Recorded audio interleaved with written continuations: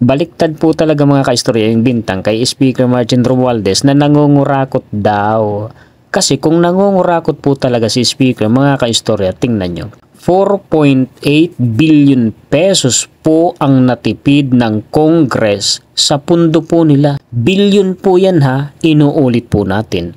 4.8 billion pesos lang naman at yan po ay isinauli po ng Congress sa National Treasury. Opo, ibinalik po mga kaistorya sa kaban po ng bayan. Kung nangungurakot po ang opisina po ni House Speaker Martin Romualdez kasi ang bintang po sa kanya mga kaistorya ay andali daw pong gastahin ng extraordinary fund sa Congress kasi ang sabi ho ay certification lang daw, wala na, tabla-tabla na, talo-talo na, gastos na yung pera. Eh kung ganun ang nangyayari, eh bakit po nakatipid ng 4.8 billion pesos? Yang nakikita po ninyo mga kaistorya, yan mismo ang resibo, yan po mismo ang katibayan. Yung tinatawag nilang extraordinary fund, tingin ko naman, wala namang extraordinary fund. In fact, may COA report na last year, ang savings ng House is around 4.8 billion pesos. Savings yan. So tingnan mo, kung ibang Speaker of the House yan, ubos yan. Yung savings, pwedeng ibulsa. Totoo. Pero binalik ng ating Speaker Martin Romualdez, yung 4.8 billion. Kaya, ang hirap naman sabihin na itong si Speaker Martin Romualdez ay nagtatamasa. Dahil, bakit pa niya ibabalik yung 4.8 billion?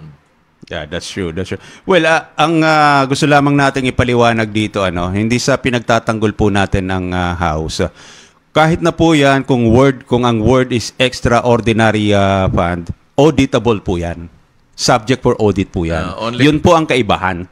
Lahat naman lahat naman subject for audit. Baka yung extraordinary fund, baka yun yung savings na sinasabi nila. Extraordinary fund. Extraordinary kasi biruin mo, magbabalik ka ng savings. Tingnan mo yung history ng Congress kung may nagbalik ng savings. Ang naaalala, tingnan mo yung history ng Senado kung may nagbabalik ng savings. Kaya extraordinary fund yan kasi binalik. Yeah, totoo yan. Dahil hindi naman nagastos. Totoo. Kaya siguro pasalamatan natin yung ating speaker dahil may binalik. At yung binalik naman na yun ay talagang pupunta sa National Treasury.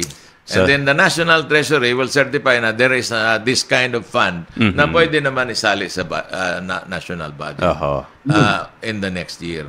Saan ka naman nakakita ng kurako tapos nakatipid po ng bilyon-bilyong halaga ng pera? At kung talagang nangungurakot, bakit ibinalik sa National Treasury?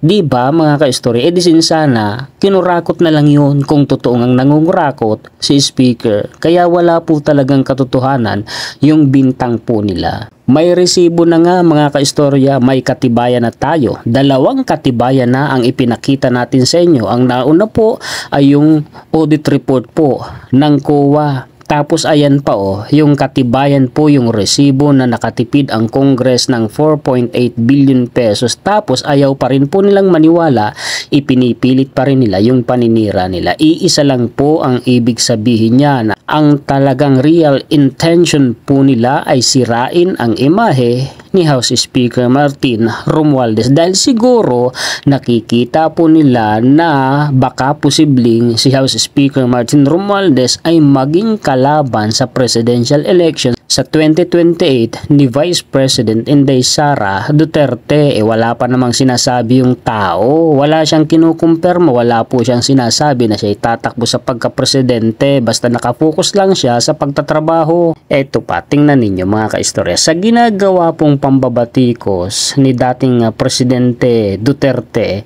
kay House Speaker Martin Romualdez, ang nangyayari tuloy parang iniendorso niya si House Speaker Martin Romualdez lalo po niyang pinasisikat ang pangalan nung tao. Ganyan din po ang nangyari kay PBBM nung nakaraan, di ho ba?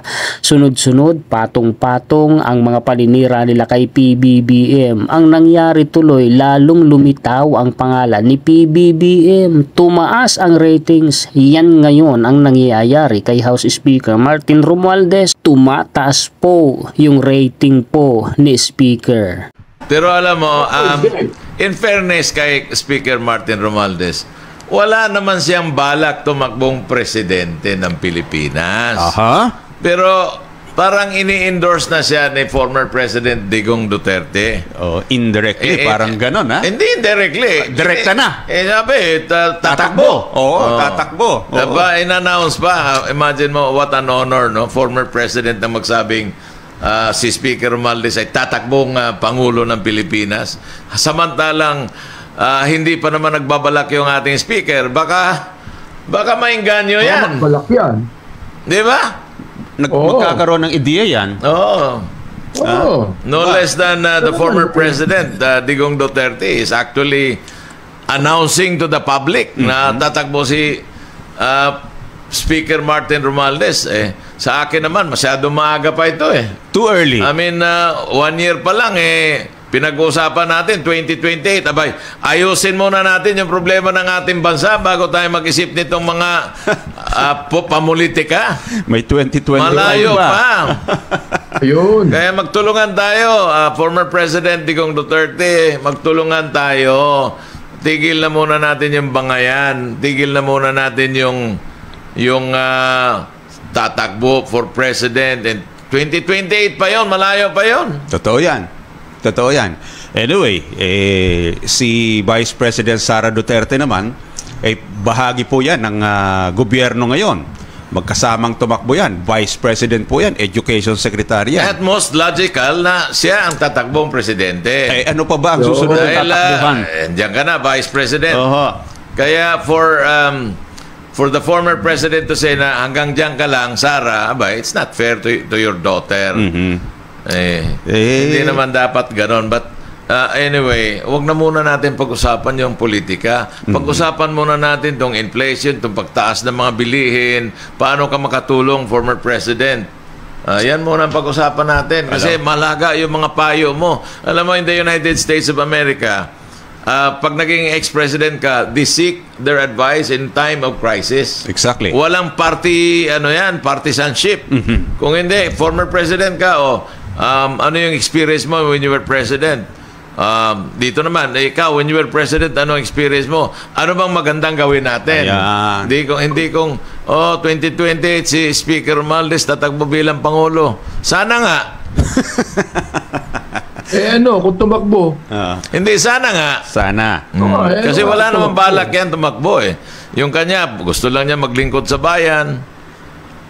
Sana nga, ang sabi natin dito. Tama nga naman mga kaistorya, unahin na muna iyon pong problema ng bayan, isang tabi ang pamumulitika. Sana'y tumulong na lamang po na marisolba ang mga problema ng bansa po natin sa halip na mamulitika dahil napakalayo pa naman. 2028 pa po yan, di ba? Kawawa naman si House Speaker Martin Romualdez, nagtatrabaho lang tapos sinisiraan. Yan po ang mga updated na balita na maihahatid sa inyo ngayon ng inyong lingkod. Pakishare po at pakilike mga kaistorya. Muli ako po si Juan Historiador, ang tagakwento ng totoong istorya ng kasaysayan na nagmamalasakit sa kapwa ko Pilipino at nagmamahal sa bayang ito, ang bansang Pilipinas.